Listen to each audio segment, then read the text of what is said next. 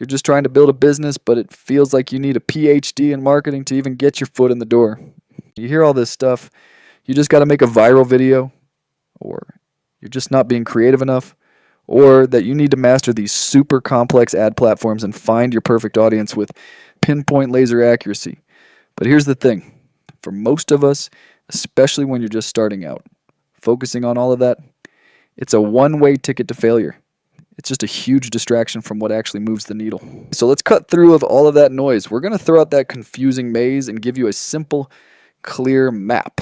We're going to focus on the one single strategic idea that really separates the businesses that win at advertising from the ones that just, well, burn through cash. All right, first things first, we have to completely redefine what advertising actually is for your business, because trust me, it is a million miles away from those flashy Super Bowl commercials you see on TV. What's funny? The core idea behind all of this hasn't really changed in over 100 years. Back in 1905, this guy John E. Kennedy called it salesmanship in print. And then TV came along and it became salesmanship multiplied. And now with the internet, it's salesmanship in media. The tech is different, but the fundamental idea, it's exactly the same. So let's nail down a simple, no-fluff definition. Advertising is paid marketing, period. It's not some highfalutin art form. It's not a place for you to be a creative genius. Its only job is to use money to create an opportunity to make a sale.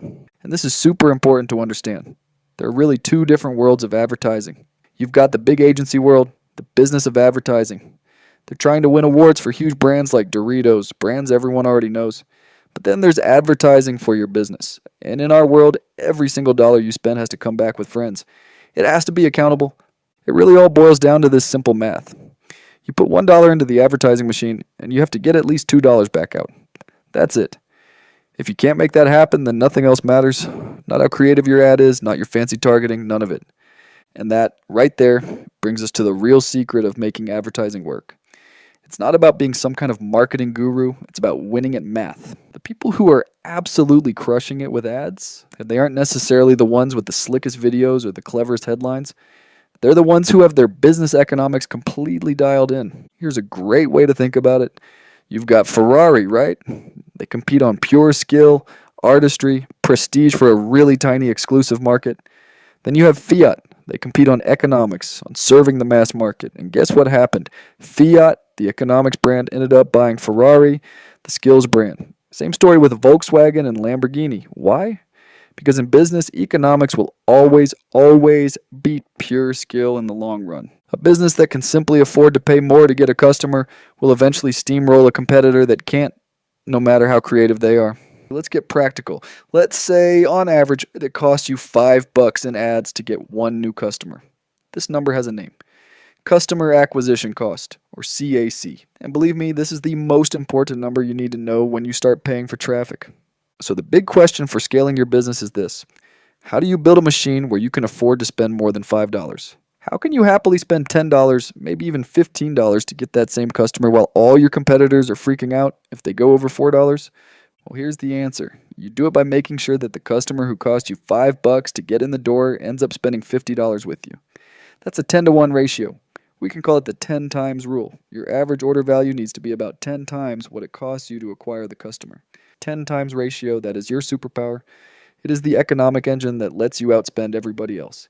It gives you the wiggle room to bid more on ads, to reach more people, and to survive when things in the market get a little bumpy. Basically, it lets you push your competition right out of the way. So that's the why, but how do you actually do this? Let's walk through a super simple, beginner-friendly plan. This is how you stop guessing and start building an ad system that actually works. Here's the big shift. You don't start by making an ad. No, you start with your offer. Step 1. Build your sales page first. Get that page converting visitors into customers. Step 2. Go through that sales page and pull out all the golden nuggets, the key messages, the big benefits, the hooks. And then step 3. You build your ads using those nuggets.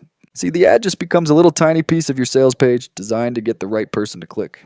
And right about now, you're probably asking, okay, great, but do I use Google, Facebook, TikTok? Well, the strategy we just talked about, that actually tells you which tactic to use.